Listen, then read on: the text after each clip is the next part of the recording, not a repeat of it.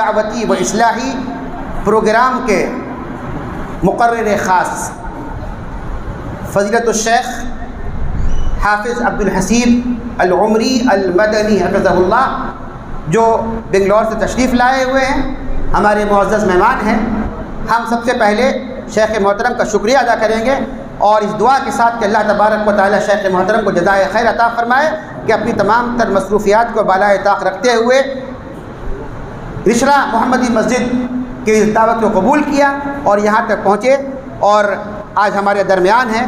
ابھی شیخ محترم کا خطاب بہت ہی اہم عنوان تعارف اہل حدیث اور اطاعت رسول صلی اللہ علیہ وسلم، اس موضوع پر شیخ محترم کا خطاب ہوگا. میں بلا کسی تاخیر کے شیخ محترم کو دعوت دے رہا ہوں کہ آپ تشریف لائیں اور آپ کا عنوان تعارف اہل حدیث اور اطاعت رسول، اس موضوع پر اپنی باتوں کو رکھیں. شیخ محترم مائک پر.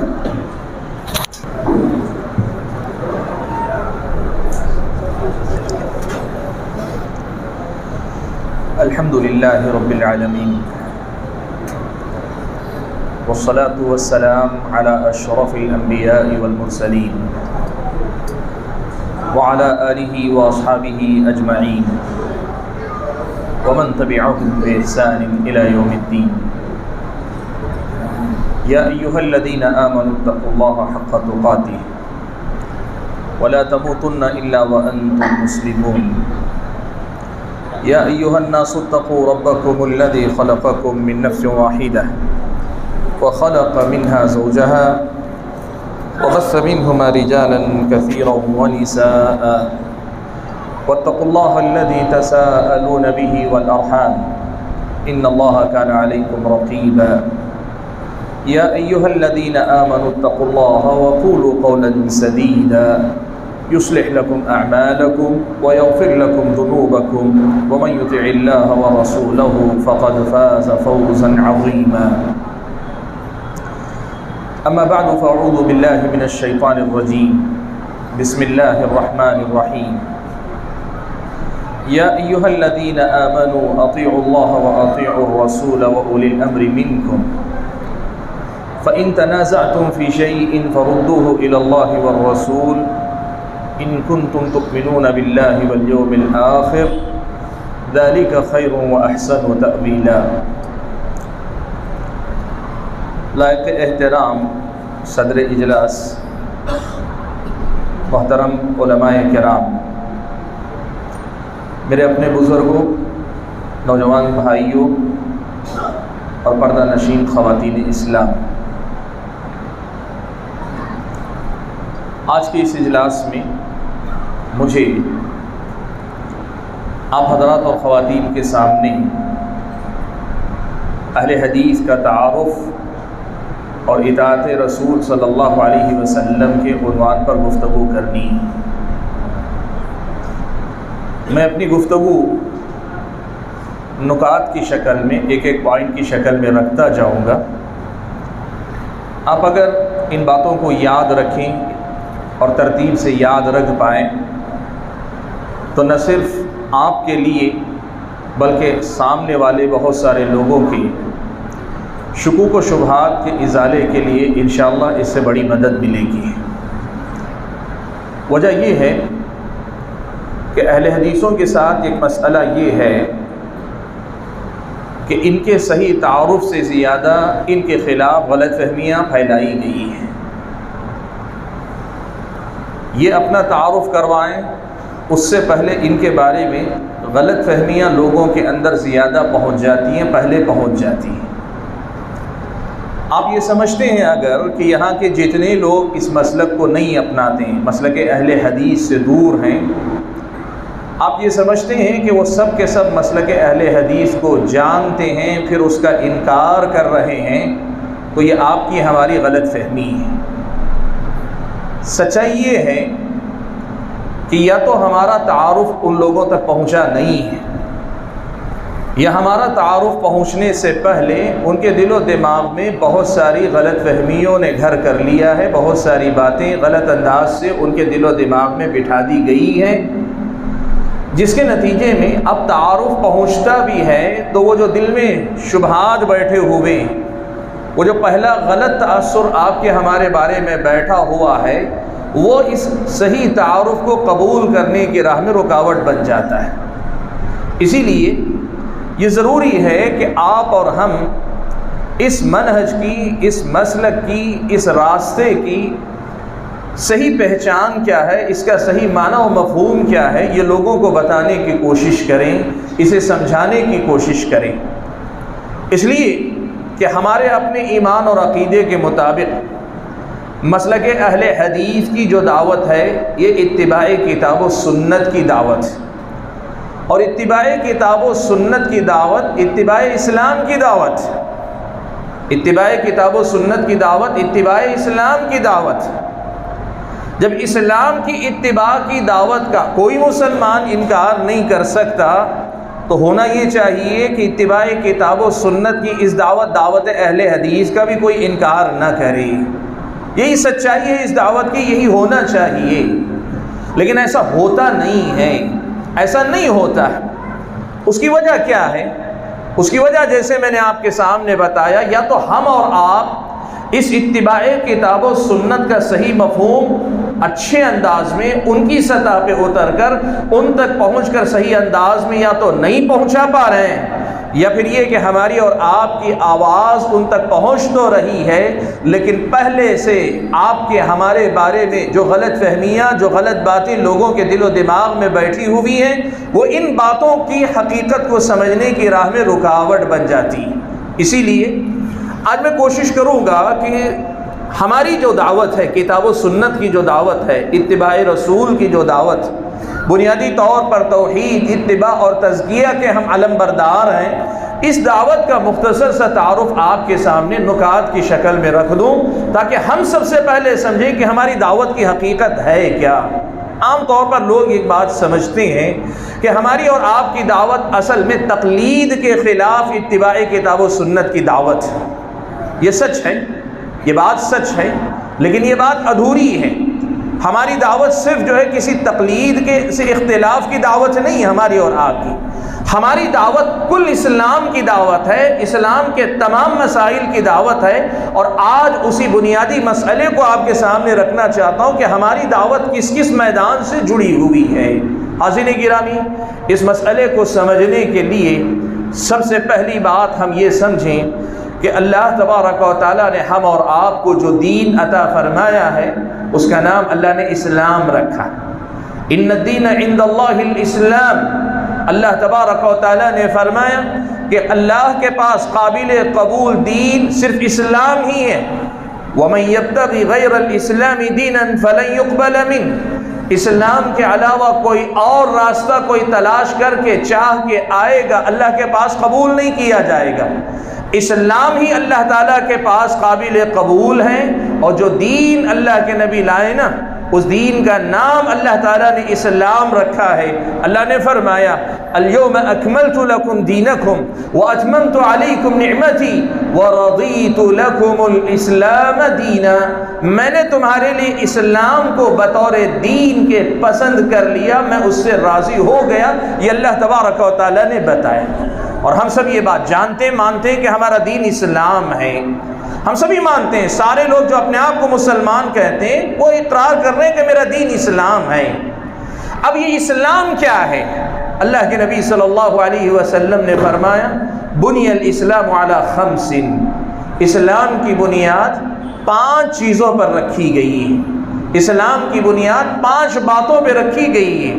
شہادت اللہ الہ الا اللہ وان محمد رسول اللہ واقام الصلاۃ وایتاء الزکاۃ والحج وصوم رمضان، 5 بنیادوں پہ اللہ کے نبی صلی اللہ علیہ وسلم نے ذکر کیا کہ اسلام کی بنیاد 5 باتوں پر ہے۔ پہلی بات کلمہ لا الہ الا اللہ محمد الرسول اللہ کی گواہی ہے، دوسری چیز نماز ہے، تیسری چیز زکوٰۃ کی ادائیگی ہے، چوتھی چیز حج ہے، اور 5ویں چیز رمضان کے روزے ہیں۔ یہ 5 اسلام کی بنیادیں ہیں۔ ہمارا دین اسلام ہے، اور جو دین کی بنیادیں ہیں اللہ کے نبی نے بتایا کہ یہ 5 ہیں۔ ہم ان میں سے پہلی بنیاد کلمے پر بات کرتے ہیں۔ کلمہ کیا ہے؟ اللہ کے نبی نے فرمایا شہادت اللہ الہ الا اللہ وان محمد الرسول اللہ، اس بات کی گواہی دو کہ اللہ تعالیٰ کے علاوہ کوئی معبود برحق نہیں، یعنی عبادت کے لائق نہیں ہے، اور اس بات کی بھی گواہی دو کہ محمد اللہ کے رسول ہیں۔ یہ ہمارا اور آپ کا ایمان ہے۔ بھائیو، آج اسی کو رک کر سمجھ لیتے ہیں، اصل میں ہماری دعوت جو ہے نا وہ اسی کلمے کی دعوت ہے۔ آپ جتنے مسائل، آپ جو بھی دعوت، جس عنوان پر بھی تقریر سنتے ہیں نا، ابھی آپ نے سنی اخلاق کی بات، آپ دیکھیں ساری باتیں اسی کلمے کی دعوت ہیں۔ اصل میں اس کلمے سے آگے ہمارے پاس کچھ نہیں ہے۔ کیسے؟ وہ میں آپ کو بتاتا ہوں۔ دیکھیے ساری دعوت جسے ہم مسلک اہل حدیث کہتے ہیں، اہل حدیث کا تعارف ہم کروانا چاہتے ہیں، اصل دعوت اس کلمے اور کلمے کے مشمولات، اس کے اپنے مضامین کی دعوت ہے، اس کے علاوہ اور کچھ نہیں۔ کیسے؟ میں نے کہا دو کلمے، دو جملے ہیں اس کے اندر، لا الہ الا اللہ محمد الرسول اللہ۔ یہی صرف الفاظ ہیں کہ آدمی زبان سے کہے کہ میں اشہد ان لا الہ الا اللہ و اشہد ان محمد الرسول اللہ، میں زبان سے اقرار کر لیتا ہوں، اور اس کے بعد نماز کی پابندی کرتا ہوں، زکوٰۃ ادا کرتا ہوں، روزہ رکھتا ہوں، حج کرتا ہوں۔ کیا یہی اسلام ہے؟ اتنا ہی ہے؟ معاف کریں، یہی بہت سارے لوگوں نے سمجھا ہوا ہے۔ بہت سارے لوگوں نے یہی سمجھا ہوا ہے کہ کلمے کا زبان سے اقرار کرو، یعنی اشہد ان لا الہ الا اللہ و اشہد ان محمد الرسول اللہ، یہ زبان سے کہو، اور کہنے کے بعد کیا کرو؟ نماز کی پابندی کرو، زکوٰۃ ادا کرو، حج کا موقع ہو تو حج کرو، رمضان کا مہینہ آئے تو روزہ رکھو۔ عام مسلمانوں کا مسئلہ یہی ہے، لیکن کیا اسلامی شریعت کے مطابق یہی ہم سے مطلوب ہے؟ کہ لا الہ الا اللہ کے بارے میں اللہ نے ہم سے یہی کہا ہے کہ صرف زبان سے ہم اقرار کریں؟ دیکھیں اللہ کے نبی نے اس کی وضاحت فرمائی، اللہ کے نبی نے خود اس کی وضاحت فرمائی۔ نبی علیہ الصلاۃ والسلام، حضرت ابو ہریرہ رضی اللہ تعالیٰ عنہ روایت فرماتے ہیں کہ ایک مرتبہ ہم اللہ کے نبی کے ساتھ مجلس میں بیٹھے ہوئے تھے۔ اللہ کے نبی کے ساتھ مجلس میں جس وقت ہم بیٹھے ہوئے تھے تو ابو بکر بھی تھے، عمر بھی تھے۔ اللہ کے نبی صلی اللہ علیہ وسلم اچانک آپ مجلس سے اٹھے اور کسی کام کے لیے، غالباً اپنی ضرورت کے لیے آپ چلے گئے اکیلے۔ اللہ کے نبی جا گئے، ہم مجلس میں بیٹھے انتظار کرتے رہے کہ شاید اللہ کے نبی لوٹ کر آئیں گے، لیکن اللہ کے نبی صلی اللہ علیہ وسلم لوٹ کر نہیں آئے تو پریشان ہو کر ہم نکلے اللہ کے نبی کو ڈھونڈتے ہوئے۔ حضرت ابو ہریرہ خود اپنے بارے میں کہتے ہیں کہ میں بھی گیا، مدینے کے جو باغیچے تھے نا ان باغیچوں میں تلاش کرنے لگا۔ آپ کو معلوم ہے عربوں میں باغیچے کیسے ہوتے ہیں؟ ہماری طرح کھلی زمین نہیں ہوتی، ہر آدمی اپنے باغیچے کی حدود پر دیوار اٹھا لیتا ہے، باقاعدہ دیوار رہتی ہے، ہر آدمی کا باغیچہ گھرا ہوا رہتا ہے، باؤنڈری وال جسے کہتے ہیں نا وہ بنی رہتی ہے ہر آدمی کی۔ عربوں کے ہاں ایسے ہی باغیچے ہوتے تھے۔ حضرت ابو ہریرہ رضی اللہ تعالیٰ عنہ کہتے ہیں کہ میں ڈھونڈتا ڈھونڈتا پہنچا تو مجھے اندازہ ہوا کہ شاید اللہ کے نبی باغیچے کے اندر ہیں، کہیں نظر نہیں آ رہے ہیں۔ اب میں اندر جا کے دیکھنا چاہتا ہوں تو کہیں کوئی راستہ نہیں، سب بند ہے۔ تو میں نے یہ دیکھا کہ ایک پانی نکالنے والی جو نالی ہوتی ہے نا باغیچے کے اندر سے گندا پانی نکالنے یا پانی جو ضرورت سے زائد ہو جائے وہ نالی تھی، تو اس نالی میں سے میں سکڑتا ہوا نکلا، اندر داخل ہو گیا۔ جا کر دیکھا تو اللہ کے نبی صلی اللہ علیہ وسلم باغیچے میں بیٹھے ہوئے تھے۔ اللہ کے نبی نے پوچھا اے ابو ہریرہ، میں نے کہا ہے اللہ کے رسول۔ پوچھا کیا بات ہے؟ کہا اللہ کے نبی آپ مجلس میں بیٹھے تھے، اچانک آپ اٹھے، اٹھ کر آپ چلے آئے، لوٹ کر نہیں آئے، ہم سب پریشان ہوئے، سب ڈھونڈتے ہوئے نکلے ہیں، بس یہ ہے کہ میں آپ تک پہلے پہنچ گیا ہوں، دوسرے لوگ بھی آ رہے ہیں، ہو سکتا ہے وہ بھی پیچھے پیچھے چلے آئے۔ اللہ کے نبی نے کہا کہ ابو ہریرہ یہ میری دو جوتیاں لو، میری دو جوتیاں لو اور جاؤ، اور جا کر اس دیوار سے باہر یا اس باغیچے سے باہر جس سے بھی سامنا ہو نا اس کو جا کر کہو کہ جو آدمی لا الہ الا اللہ کی گواہی دے مستیقنا بہا قلبہ، اس طرح کہ اسے دل سے یقین رکھتا ہو، ان باتوں کا یقین رکھتے ہوئے لا الہ الا اللہ کی گواہی دے، بشرہ بالجنہ، اسے جنت کی خوشخبری سنا دو۔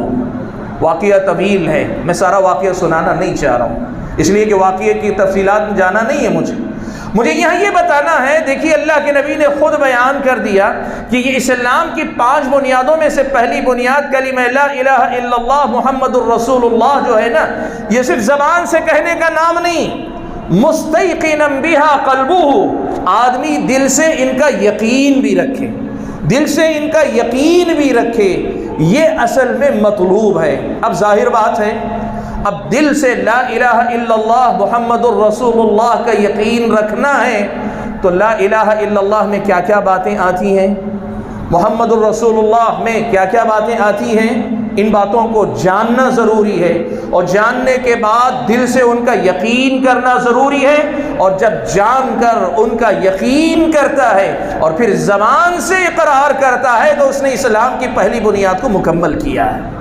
یہ اللہ کے نبی نے خود بیان کی، اس میں سے کوئی بات ہماری نہیں، دیکھیں آپ اللہ کے نبی نے کیسے ایک ایک حدیث میں آپ نے کیسے اسلام کی وضاحت فرمائی، آپ دیکھیں۔ اب سوال یہ پیدا ہوتا ہے کہ لا الہ الا اللہ کا معنی کیا ہے؟ اب لا الہ الا اللہ کے معنی کا یقین رکھنا ہے نا۔ لا الہ الا اللہ کا معنی کیا ہے؟ قرآن کی ایک آیت اس کا معنی خود بیان کر دیتی ہے۔ وہ معنی کیا ہے؟ وہ آیت کون سی ہے آپ کو معلوم ہے؟ پیارے نبی صلی اللہ علیہ وسلم جب کلمہ لا الہ الا اللہ کی دعوت لے کر مشرکین مکہ کے درمیان کھڑے ہوئے نا، تو مشرکین مکہ نے اللہ کے نبی کا انکار کیا۔ ظاہر ہے وہ اللہ کے نبی کی دعوت کو سمجھ رہے تھے، اسی لیے انکار کیا، سمجھ رہے تھے اور وہ دعوت ان کے لیے قابل قبول نہیں تھی، اسی لیے نہ انکار کیا۔ تو انہوں نے کیا کہا؟ سورہ صاد میں اللہ تعالیٰ نے مشرکین مکہ کا یہ قول نقل کیا کہ وہ کہتے ہیں اجعل الآلہۃ الہا واحدا ان ھذا لشیء عجاب۔ مشرکین مکہ یہ کہتے ہیں کہ بھئی یہ محمد تو یہ کہتے ہیں کہ ہم سب کی عبادت چھوڑ دیں اور ایک کی عبادت کریں، تمام معبودوں کو ملا کر ایک کر لیں، ساری جو وابستگیاں ہیں مختلف قسم کے معبودوں سے، الگ الگ قسم کے معاملات میں الگ الگ معبودوں سے جو رشتہ ہے، ان سب کو چھوڑ کر ایک معبود سے جڑ جائیں، یہ دعوت محمد دے رہے ہیں۔ ان ھذا لشیء عجاب، یہ تو ہمارے لیے بڑی عجیب و غریب دعوت ہے۔ عجیب کیوں ہے؟ آبا و اجداد کو ہم نے ایسا نہیں پایا، آبا و اجداد کو ہم نے یہ دیکھا مصیبت میں کسی کو پکارتے، خوشی میں کسی کو پکارتے، جنگ میں کسی کو یاد کرتے، اولاد کے لیے کسی کو یاد کرتے، اللہ تعالیٰ ہی سے آسمان والے سے مانگنا ہو تو اس کے وسیلے کے طور پہ بہت ساروں کو مانتے، بہت کچھ ہم نے دیکھا۔ یہ محمد اس رائج شدہ صورت سے ہٹ کر ایک عجیب و غریب بات کر رہے ہیں کہ سارے معاملات ایک سے جوڑ لو، سارے معاملات لا کر ایک سے وابستہ کر لو۔ ان ھذا لشیء عجاب، یہ تو بڑی تعجب خیز بات ہے، بڑی تعجب کی بات ہے۔ معلوم کیا ہوا؟ قرآن مجید کی اس آیت میں اللہ تعالیٰ نے بتا دیا کہ لا الہ الا اللہ کا معنی وہ ہے جو معنی مشرکین نے سمجھ کر انکار کر دیا، اور اسی معنی کو سمجھ کر مسلمان اقرار کرتا ہے تو اس کا اقرار ہوتا ہے۔ مسلمان اس معنی کو سمجھ کر اس کا اقرار کرتا ہے، اس کا اقرار ہوتا ہے۔ اور یہی بات آپ دیکھیں اللہ تعالیٰ نے حضرت ابراہیم علیہ السلام کے بارے میں کہی، ان ابراہیم کان امۃ قانتا للہ حنیفا کہا۔ اسلام کو اللہ تعالیٰ نے حنیفیت کہا، بعثت بالحنیفیت السمحہ، اللہ کے نبی نے کہا مجھے جو دین دے کر بھیجا گیا نا وہ حنیفیت ہے۔ حضرت ابراہیم کو اللہ نے حنیف کہا۔ عربی زبان میں حنیف کا معنی کیا ہوتا ہے معلوم؟ سب سے رخ موڑ کر آدمی یکسو ہو جائے، ایک کی طرف متوجہ ہو جائے، سب کا سب سے رخ موڑ لے اور ایک کی طرف متوجہ ہو جائے، اسے حنیف کہتے ہیں۔ اور اس دین کو دین حنیف یا حنیفیت کہا گیا، کیوں؟ اس لیے کہ اس کی سب سے پہلی اور بنیادی تعلیم یہی ہے کہ سارے معبود جن کو لوگوں نے معبود بنا لیا سب کو چھوڑو، ایک اللہ تبارک و تعالیٰ کی عبادت سے خود کو وابستہ کر لو۔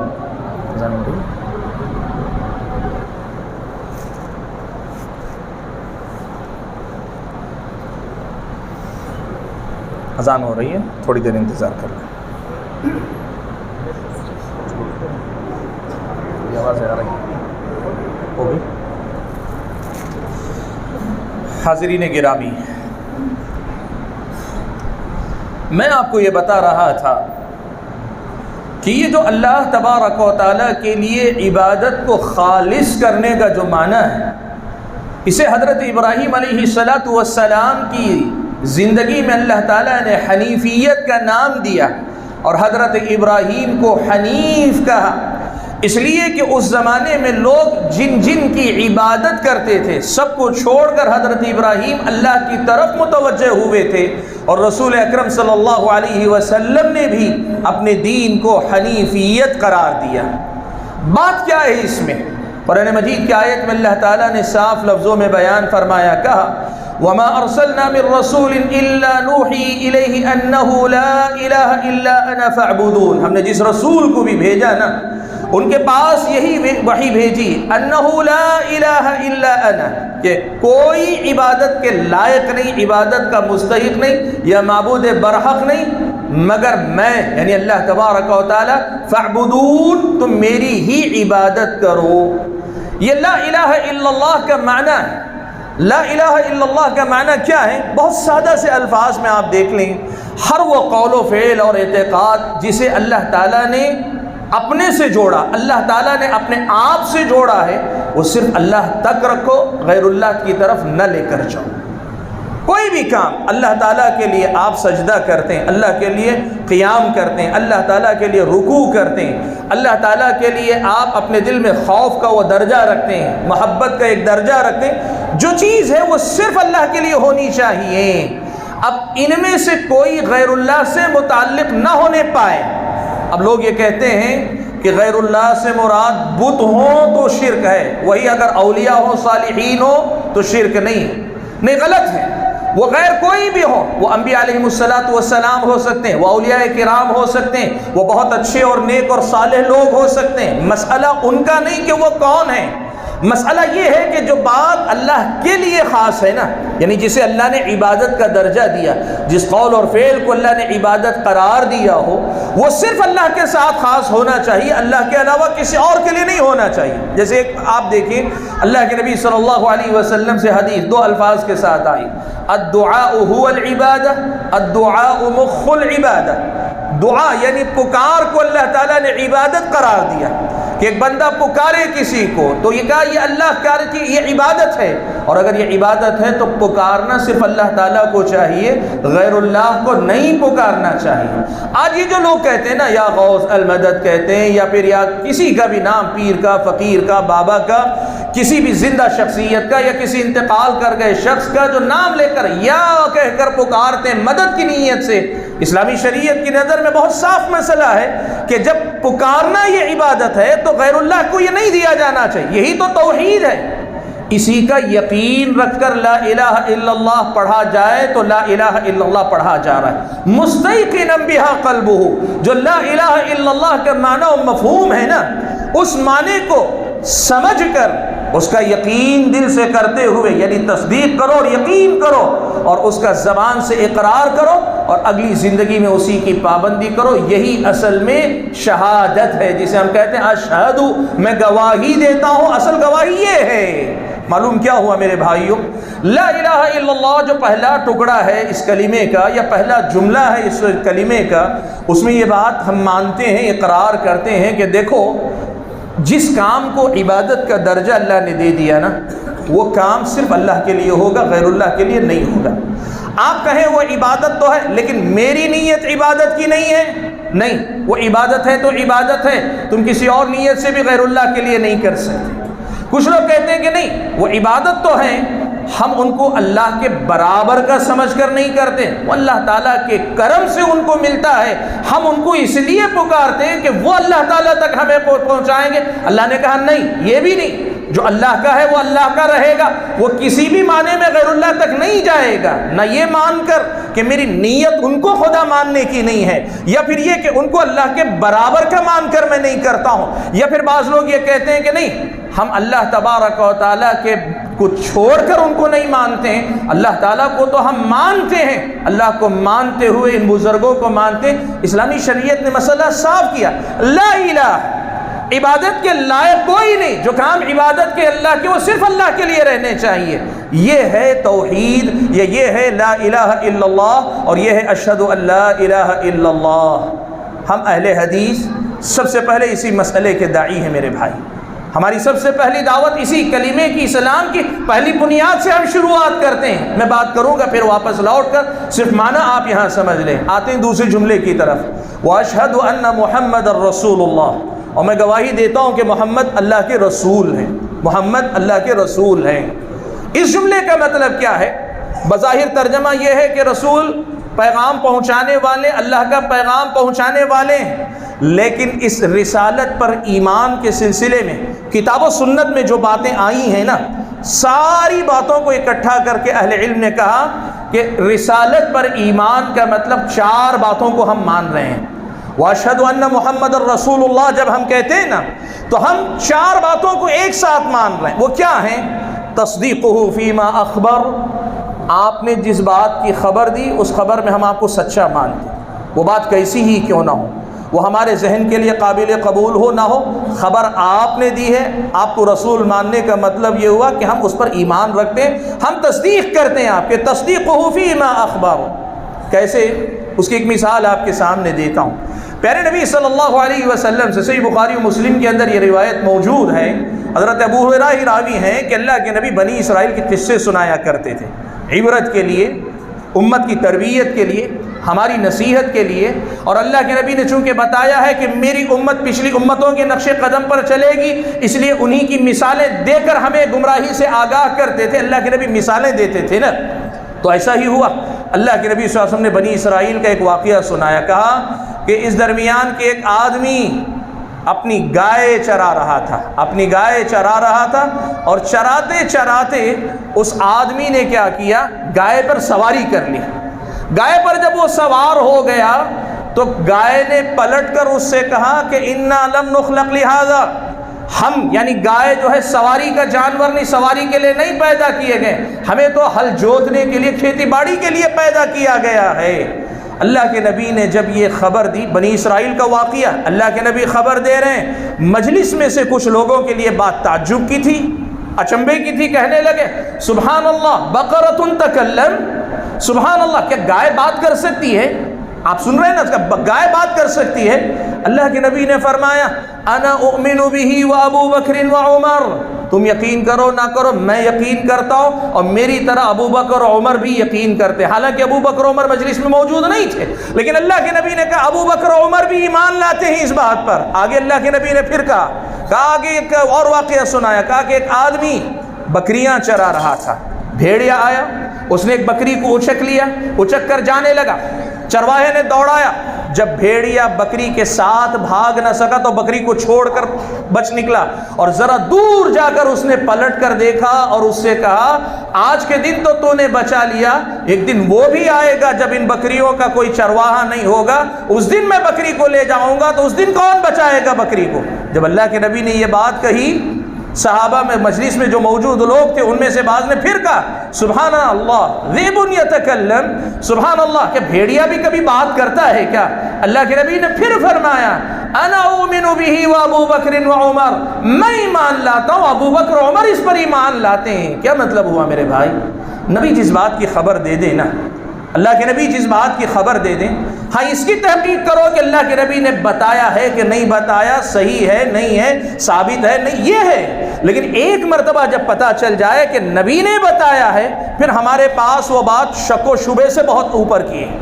ہمیں اپنے وجود پر جتنا یقین ہے اس سے کہیں زیادہ نبی کی دی گئی خبر کا یقین ہے، ہمیں ذرا برابر اس میں شک نہیں ہوتا۔ یہ پہلا مطلب ہے نبی پر ایمان لانے کا۔ آپ کو معلوم ہے نا، جب اللہ کے نبی معراج سے لوٹے، اللہ کے نبی صلی اللہ علیہ وسلم نے معراج سے لوٹنے کے بعد صحابہ کو بتایا کہ ایک ہی رات میں یہاں سے بیت المقدس بھی گیا، بیت المقدس کے بعد معراج پہ آسمان بھی اللہ لے گیا، جنت اور جہنم کے سارے معاملات دیکھ کر رات کے ایک حصے میں آ گیا۔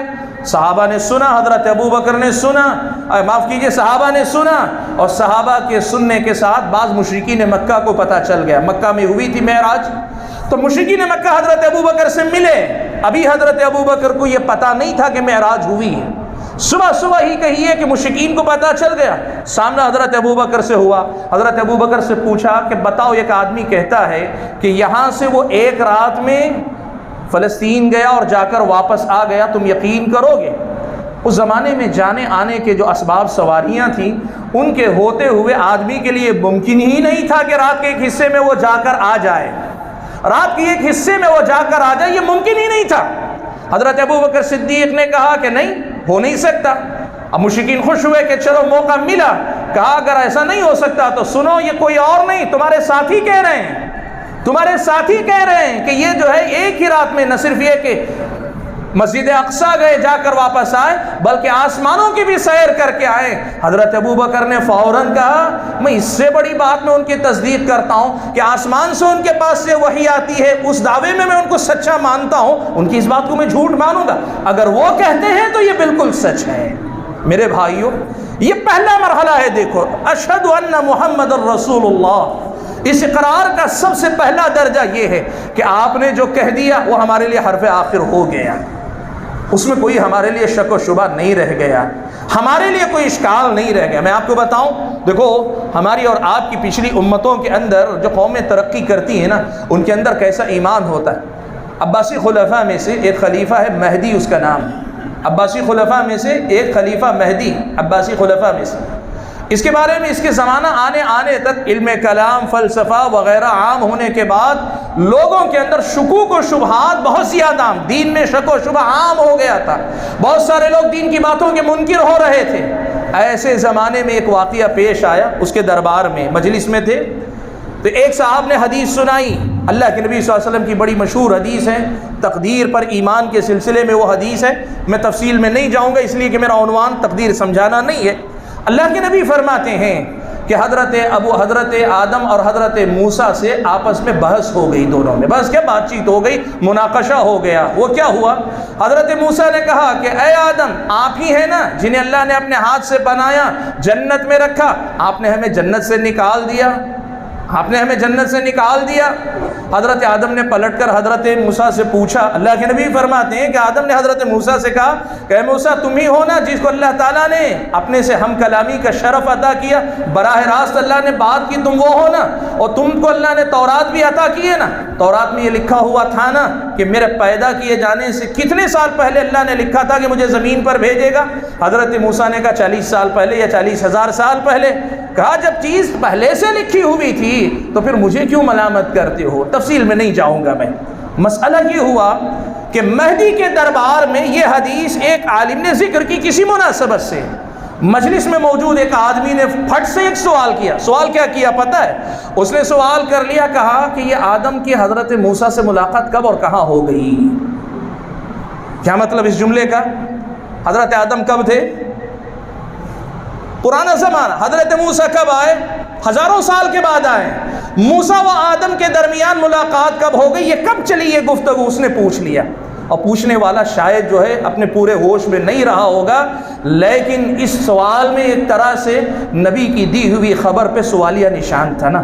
اللہ کے نبی نے خبر دی نا، یہ کسی اور غیرے کی بات ہوتا آپ پوچھ سکتے نا کہ بھئی یہ بتا رہے ہو نا، بتاؤ موسیٰ آدم سے کب اور کہاں ملے تھے، پوچھ سکتے ہیں۔ بتانے والے اللہ کے نبی ہیں تو یہ پوچھنے کی کوئی گنجائش نہیں رہ جاتی، اس لیے کہ ہم کیا مانتے ہیں؟ تصدیقہ فیما اخبر، آپ نے بتایا تو سچ ہے، کب کہاں کیسے ہم نہیں جانتے لیکن پھر بھی مانتے ہیں۔ ہم نہیں جانتے لیکن مانتے ہیں، کیوں؟ اس لیے کہ نبی ہے، وہ کبھی غلط نہیں بولتے، وہ کبھی غلط نہیں بولتے، ان کی ہر بات سچی مانتے ہیں۔ معلوم ہے کیا ہوا؟ مہدی نے جیسے اس آدمی کا سوال سنا، کہا جلاد کو بلاؤ، یہ زندیق ہے، اس کی ابھی کے ابھی میں گردن مار دوں گا، ابھی کے ابھی اس کی گردن مار دوں گا۔ کہا کیوں؟ کہ نبی کی بات پہ سوال کرتا ہے، نبی کی بات پہ اعتراض کرتا ہے، نبی کی بات پہ شک کرتا ہے۔ نبی نے کہہ دیا کہ موسیٰ و آدم کی بات ہوئی تو ہوئی، کب ہوئی کہاں ہوئی ہمارے لیے ضروری نہیں ہے، کہا ابھی کے ابھی لاؤ، اس کی گردن مار دیتا ہوں۔ اب جو مجلس میں موجود اہل علم تھے وہ سمجھ رہے تھے کہ یہ آدمی زندیق کے بے دین آدمی نہیں، کبھی کبھار شیطان دل میں خیال ڈال دیتا ہے، آدمی بنا سوچے زبان پہ لے آتا ہے، ایسا ہی ہوا اس کے ساتھ۔ اب وہ مہدی کو سمجھا رہے ہیں، خلیفہ مہدی کو سمجھا رہے ہیں کہ چھوڑ دے، یہ آدمی زندیق اور بے دین نہیں، اور خلیفہ کہتا ہے کہ نہیں، جو نبی کی بات میں شک کرے اسے جینے کا حق نہیں ہے، وہ مسلمان نہیں ہو سکتا، وہ مرتد ہو گیا، ابھی اس کی گردن ماروں گا۔ اہل علم نے لکھا، بڑی مشکل سے جا کے اہل علم اسے سمجھا پائے کہ یہ آدمی حقیقت میں یہ اس کی نیت نہیں، کبھی کبھار زبان پہ برجستہ کوئی جملہ آ جاتا ہے جو اس کا ایمان اور عقیدہ نہیں ہے، یہ آدمی بھی ویسا ہی سوال کیا، بڑی مشکل سے جا کے اس کی جان بچی۔ بات کیا ہے میرے بھائی؟ اشہد ان محمد الرسول اللہ کا مطلب یہ ہے کہ نبی نے جس بات کی خبر دی نا اس میں نبی کو سچا جانو، سچا مانو، ایک بات۔ دوسری بات، طاعتہ فیما امر، جس بات کا اللہ کے نبی حکم دے اس میں اس کا اللہ کے نبی کی اطاعت کی جائے گی۔ واجتناب عما نہى عنہ وزجر، تیسری بات یہ کہ آپ نے جس چیز سے منع کیا، ڈانٹا ڈپٹا ہے، اس سے روکا جائے گا۔ یعنی اللہ کے نبی نے حلال و حرام جو دیا ہے نا، حلال کی پابندی کریں، حلال کو قبول کریں، حرام سے بچ جائیں۔ اللہ کے نبی صلی اللہ علیہ وسلم نے حکم دیا ہے نا، فرائض بتائے کیسے۔ اسلام کی پہلی بنیاد کے بعد نماز ہے، روزہ ہے، زکوٰۃ ہے، حج ہے، اللہ کے نبی نے ان کے کرنے کا حکم دیا، اس کو کرنا اس کو کرنا یہ نبی پر ایمان لانے کا لازمی تقاضا۔ اس کے علاوہ بھی عبادات میں ایک لمبی فہرست ہے جن کے کرنے کا اللہ کے نبی نے حکم دیا، معاملات میں ایک بڑی فہرست ہے جن کے کرنے کا اللہ کے نبی نے حکم دیا، اخلاق میں انسان کے اپنے کردار میں ایک لمبی فہرست ہے جن کے کرنے کا اللہ کے نبی نے حکم دیا۔ ان سب چیزوں کو کرنا، اقرار کرنا کہ نبی کی ہر بات پہ میں عمل کروں گا، عمل کرنے کی میں پوری کوشش کروں گا، اگر وہ واجب ہے تو اسے واجب مان کر کروں گا، سنت ہے تو سنت مان کر کروں گا، لیکن کروں گا جس حکم کو نبی نے جب جیسا جتنا کرنے کا حکم دیا تب ویسا اتنا ہی میں کروں گا، اور نبی نے جس بات سے منع کر دیا ہے نا اس بات سے رک جاؤں گا، باز آ جاؤں گا۔ یہ جو ہے دوسری اور تیسری بات، اللہ کے نبی نے کسی بات کے کرنے کا حکم دیا، پابندی کروں گا، جو کہا اللہ کے نبی نے کروں گا، آگے پیچھے دیکھنا پوچھنا نہیں۔ ہاں اللہ کے نبی نے حکم دیا ہے کہ نہیں ہے اس کی تحقیق کریں، اس کی تحقیق کریں کہ اللہ کے نبی نے حکم دیا ہے کہ نہیں، لیکن اگر اللہ کے نبی نے حکم دے دیا ہے تو کریں، اس میں کسی قسم کا شک و شبہ نہ رکھیں، اور اگر اللہ کے نبی نے کسی سے منع کر دیا ہے رک جائیں، آگے کوئی سوال نہ کریں، بس یہ کہ اللہ کے نبی نے منع کیا ہے، کیوں؟ وہ اللہ جانے۔ سمجھ میں آتا ہے تب بھی مانیں گے، اور سمجھ میں نہیں آتا ہے تب بھی مانیں گے کہ نبی نے منع کیا، رک جائیں گے۔ دیکھو صحابہ کرام کی اور اللہ کے نبی کی سیرت میں اس کی بڑی مثالیں ملتی ہیں۔ صحابہ کتنے فرما بردار تھے، رسول اکرم صلی اللہ علیہ وسلم کی کیسی اطاعت کرتے تھے۔ اللہ کے نبی صلی اللہ علیہ وسلم مسجد میں خطبہ دے رہے ہیں، یہ دیکھیں کیسی اطاعت و فرما برداری، اللہ کے نبی کے حکم پر عمل کرنے کا مطلب دیکھو۔ اللہ کے نبی مسجد میں خطبہ جمعہ دے رہے ہیں، کچھ صحابہ یا کوئی صحابی کھڑے ہوئے تھے، اللہ کے نبی صلی اللہ علیہ وسلم نے خطبہ دیتے دیتے اپنے خطبے کے دوران کہا اجلس، ان سے کہا بیٹھ جاؤ، لیکن یہ آواز تو ان کو تو سنائی دی، لیکن ایک اور صحابی تھے جو دروازے سے داخل ہو رہے تھے، ابھی دروازے سے داخل ہو رہے تھے۔ روایت میں یہ الفاظ ہیں کہ ایک قدم دروازے کے اندر ہے، ایک قدم دروازے کے باہر ہے، اللہ کے نبی کی آواز کان میں پڑی اجلس، وہیں بیٹھ گئے، کہا کہ اللہ کے نبی نے بیٹھنے کا، بیٹھ گئے وہیں، بس یہ ہوتا اطاعت ہے۔ اللہ کے نبی نے کہہ دیا تو بس ہم مان لیے، اللہ کے نبی نے کہہ دیا، یہ تحقیق کریں گے کہ بتایا کہاں ہے کہ نہیں کہا، لیکن ایک بار پتہ چل جائے حکم دیا ہے مانیں گے، بالکل مان لیں گے، کوئی ہمارے پاس رد و بدل کی بات نہیں۔ اور ایسے ہی اللہ کے نبی نے اگر منع کر دیا رک جائیں گے۔ اللہ کے نبی نے اپنے زمانے میں ایک مرتبہ آپ صلی اللہ علیہ وسلم نے بائیں ہاتھ سے، لیفٹ ہینڈ سے کھانے سے منع کیا، سیدھے ہاتھ سے کھانے کا اللہ کے نبی صلی اللہ علیہ وسلم نے حکم دیا۔ ایک آدمی کو دیکھا اللہ کے نبی نے کہ وہ سیدھے ہاتھ سے نہیں کھا رہا ہے، اللہ کے نبی صلی اللہ علیہ وسلم نے ٹوکا، کیوں سیدھے ہاتھ سے نہیں کھاتے ہو؟ کہا لا استطیع، نہیں کھا سکتا، سیدھا ہاتھ میرا نہیں کھا سکتا۔ ایسا نہیں تھا کہ وہ واقعی وہ نہیں کر سکتا، وہ اللہ کے نبی کی بات کو ماننا نہیں چاہ رہا تھا۔ اللہ کے نبی منع کر رہے ہیں نا، لیفٹ ہینڈ سے مت کھاؤ، سیدھے ہاتھ سے کھاؤ، وہ اس ممانعت کو قبول نہیں کرنا چاہ رہا تھا۔ اللہ کے نبی نے کہا لستطاعت، اگر ایسا ہی ہے تو تجھے اللہ تعالیٰ کبھی طاقت دے ہی نہ۔ اور ہوا کیا؟ روایت میں یہ الفاظ ہیں کہ پھر زندگی میں کبھی وہ اپنا ہاتھ اپنے منہ تک نہ اٹھا سکے۔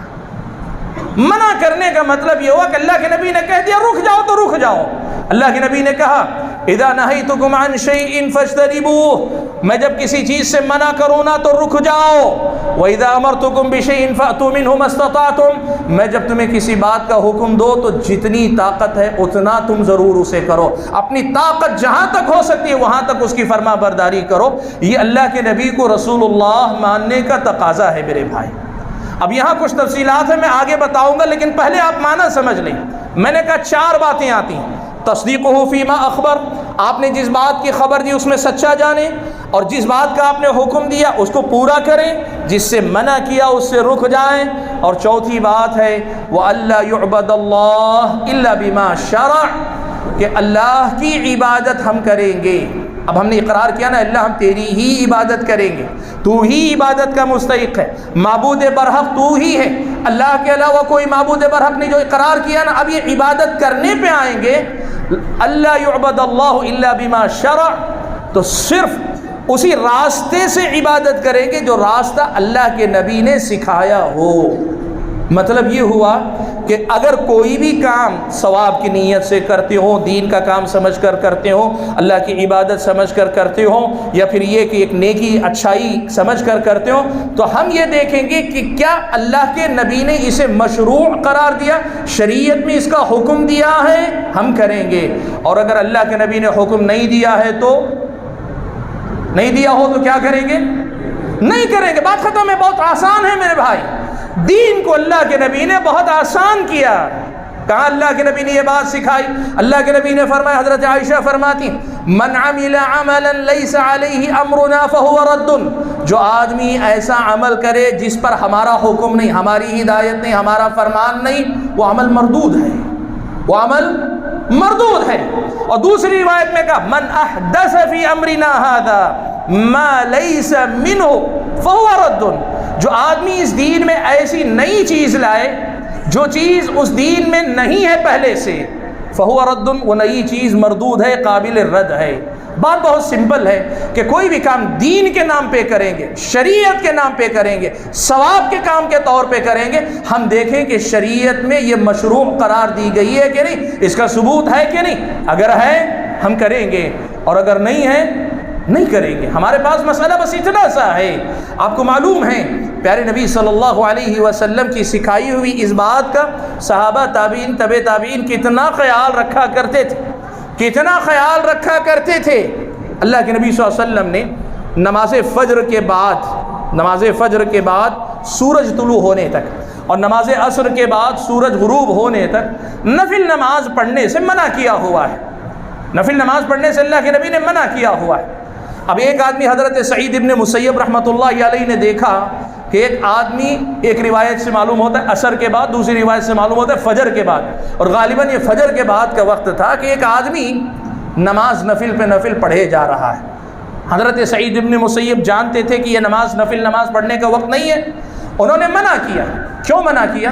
اللہ کے نبی نے اس وقت نماز پڑھنے کو شریعت کا حصہ نہیں قرار دیا، تو روکا حضرت سعید ابن مسیب نے اس کو، کہا نماز مت پڑھو۔ تو اس آدمی نے پلٹ کر پوچھا، جیسے آج پوچھتے ہیں نا اللہ کے نبی کی محبت میں اگر ہم میلاد منائیں تو اللہ عذاب دے گا، لوگ پوچھتے ہیں نا، اللہ کے نبی کی محبت میں کر رہے ہیں نا، تو اللہ کے نبی کی محبت کا اظہار کرے تو اللہ سزا دے گا۔ یہی سوال اس آدمی نے حضرت سعید ابن مسیب سے پوچھا، کہا ایعذبنی اللہ علی الصلاۃ، بھائی نماز پڑھوں گا تو اللہ مجھے عذاب دے گا، شراب پیوں، زنا کروں، قتل کروں، چوری کروں، یہ اس پہ تو ہو سکتا، کیا نماز پڑھوں تو مجھے اللہ عذاب دے گا؟ حضرت سعید ابن مسیب نے سمجھایا کہ نماز پر نہیں، نماز اس وقت پڑھ رہے ہو جس وقت اللہ کے نبی نے نماز پڑھنے سے منع کیا یا نماز پڑھنا مشروع قرار نہیں دیا، اس وقت نماز پڑھنے کی وجہ سے تجھے عذاب دے گا۔ وہ نماز ہے، لیکن نماز کہاں ہو رہی ہے، کس طریقے پر ہو رہی ہے؟ وہ نبی کے سکھائے ہوئے طریقے پر نہیں ہے، وہ نماز ہو کر بھی اللہ کے پاس کیا ہوگی؟ عذاب کا سبب بنے گی۔ آج وہی بات ہم کہنا چاہتے ہیں کہ دیکھو دین کے نام پہ تم جو بھی کرتے ہو نا، تمہیں اچھا بھی لگے گا، نبی کی محبت بھی لگے گی، سب کچھ لگے گا، لیکن مسئلہ یہ ہے کہ کیا اللہ کے نبی نے ایسے ہی کرنے کا حکم دیا؟ اگر کی دیا ہے عین دین ہے، اور اگر نہیں دیا ہے تو پھر یہ دین نہیں، اس کا شریعت سے کوئی تعلق نہیں۔ اور اشہد ان محمد الرسول اللہ کا سیدھا مطلب یہ ہے۔ چوتھی بات یہ ہوگی کہ ہم عبادت کے نام پہ وہی کام کریں گے جو کام اللہ کے نبی نے مشروع قرار دیا ہے۔ میرے بھائیوں، آپ کو معلوم ہے ہم جو اہل حدیث ہیں، ہماری بس یہی دعوت ہے۔ یہ جو میں نے 5 باتیں کہی نا آپ کے سامنے، کلمے کی وضاحت کی، پھر اس کے بعد اشہد ان محمد الرسول اللہ میں 4 باتیں میں نے ذکر کی نا، بنیادی طور پہ ہماری دعوت اتنی ہے، اس کے علاوہ کوئی اور دعوت نہیں۔ اب آئیے ذرا میں آپ کو ایک ایک مسئلے سے جڑی حقیقتیں بیان کرتا ہوں۔ آج اللہ کا فضل و کرم ہے میرے بھائی، پوری دنیا کے اندر یہ بات سب جانتے ہیں کہ مسلک اہل حدیث سے جڑے حضرات ہی توحید کے مسئلے پہ سب سے پہلے بات کرتے ہیں، کوئی اور بات نہیں کرتا میرے بھائی۔ اگر آپ کو لگ رہا ہے کہ ایک محض دعویٰ ہے تو جاؤ دیکھو، آپ پوری دنیا گھوم کر آؤ، کتنی دینی جماعتیں ہیں یہاں پر، ہر دینی جماعت کے علماء کے بیانات، ان کی کتابیں، ان کی اپنے درس و تدریس آپ دیکھ کر آؤ، کیا ان کی گفتگو میں توحید کا مسئلہ آتا ہے؟ شرک پر وہ گفتگو کرتے ہیں، توحید اور شرک پر کون بات کرتا ہے؟ اللہ کا فضل و کرم ہے، یہ مسلک اہل حدیث کا امتیاز ہے کہ اسلام کی پہلی بنیاد اگر لا الہ الا اللہ ہے، محمد الرسول اللہ ہے، تو لا الہ الا اللہ کی پہلی بنیاد پر یہی بات کرتے ہیں، کوئی اور بات نہیں کرتا۔ اور دوسری بات، اور لا الہ الا اللہ کا معنی و مفہوم سمجھانے ہی کے نام پر یہ بتاتے ہیں کہ فلاں کام شرک ہے، فلاں کام شرک ہے، فلاں کام شرک ہے، فلاں کام شرک ہے۔ اب یہ مسئلہ کیا ہے؟ ایک تو دوسرے لوگوں کا مسئلہ یہ ہے کہ وہ شرک پر کبھی بات نہیں کرتے، تو ظاہر بات ہے جب شرک پر کبھی بات نہیں کرتے تو لوگوں کے بارے میں مشرک یا جو ہے شرک وغیرہ کہنے کی ان کو ضرورت نہیں پیش آتی۔ میں ایک مثال آپ کو دیتا ہوں، اس کو آپ سمجھیں۔ آج بہت سارے لوگ ایک بات کہتے ہیں نا، یہ جتنے اہل حدیث ہیں سب کے سب لوگوں کو مشرک اور کافر قرار دیتے ہیں۔ دیکھو بھائیو، اس مسئلے کی ذرا تفصیل سمجھ لو۔ آج یہاں دو الگ الگ باتیں ہیں۔ کچھ لوگ ہیں وہ شرک اور کفر کی باتوں سے آگے بڑھ کر عمل کی جو غلطیاں ہیں نا، اسلامی شریعت کی نظر میں جو عملی کوتاہی ہوتی ہے یہ گناہ کبیرہ کے درجے میں ہوتی ہے، اس کی وجہ سے آدمی کافر نہیں ہوتا ہے۔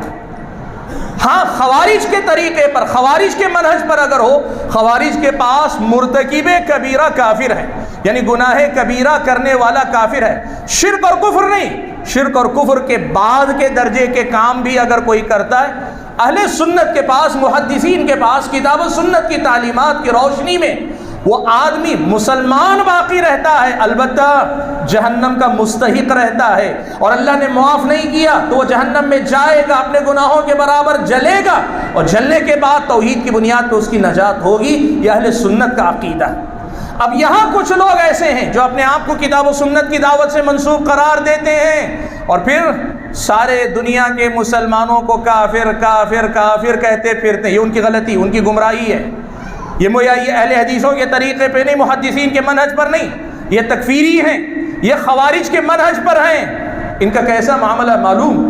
یہ اگر تکفیر پہ آتے ہیں تو ہر آدمی کی تکفیر پہ آ جاتے ہیں۔ ہر کوئی آدمی جھوٹ بولا تو کافر۔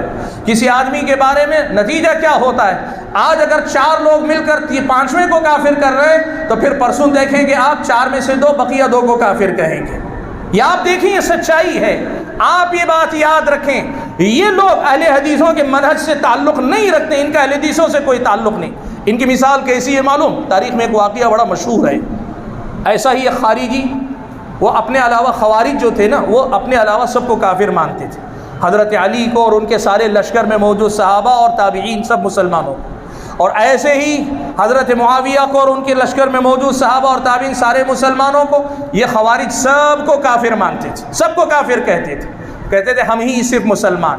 یہ خوارج ہیں۔ یہ کون لوگ ہیں؟ یہ بظاہر کتاب و سنت کا دعویٰ کرتے ہیں، لیکن حقیقت میں کتاب و سنت سے ان کا تعلق نہیں۔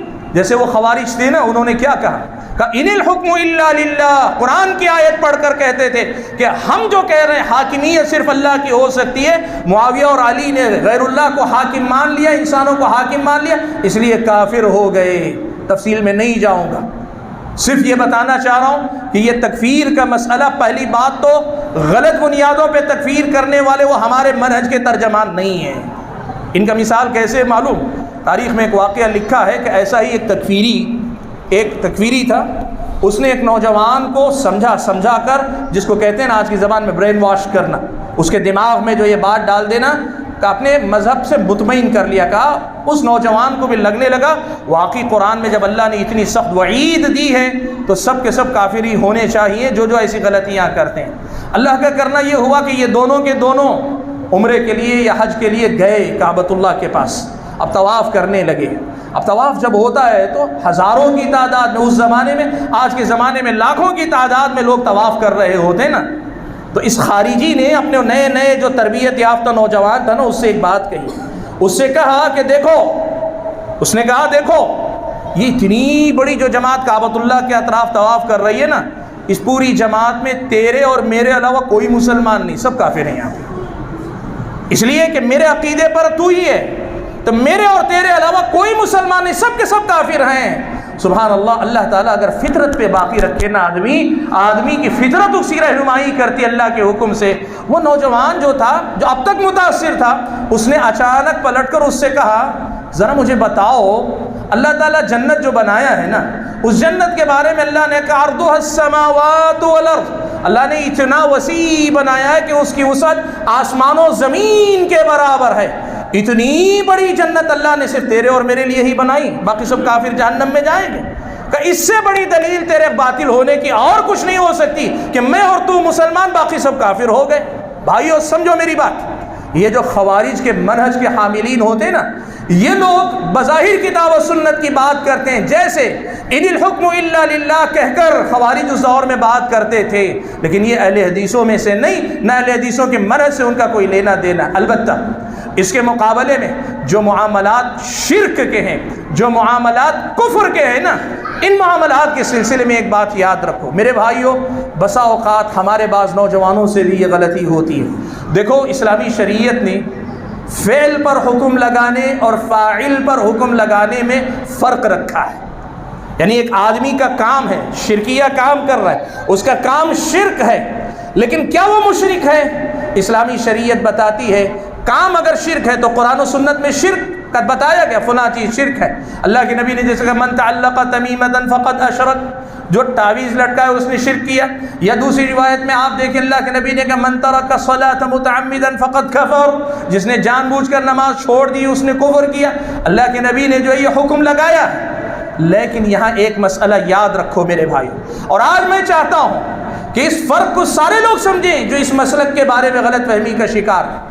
ہم چونکہ توحید کے مسئلے پہ سب سے زیادہ بات کرتے ہیں، شرک کے مسئلے پہ سب سے زیادہ بات کرتے ہیں، اس لیے ہماری گفتگو، ہماری تقریر میں شرک، مشرک، کافر اس کا ذکر بار بار آتا ہے، اور یہ بار بار آنا کوئی غلط نہیں ہے۔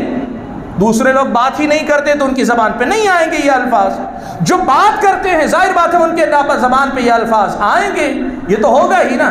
اب آپ میں اس کی مثال دیتا ہوں۔ ایک آدمی کیا کرتا ہے، قرآن کی آیتیں پڑھتا ہے، اور قرآن میں جو جہاد سے متعلق آیتیں آئیں نا، میدان جہاد میں کافروں کو مارو، قتل کرو، میدان جہاد میں، میدان جنگ میں مارنے کی، اب صرف ان آیتوں کو اکٹھا کر کے کوئی کہے اسلام دہشت گردی کی تعلیم دیتا ہے تو کیا کہا جائے گا؟ کہا جائے گا کہ یہ آیتیں یقیناً قرآن میں ہیں، لیکن یہ آیتیں کس کے لیے، کب کے لیے ہیں؟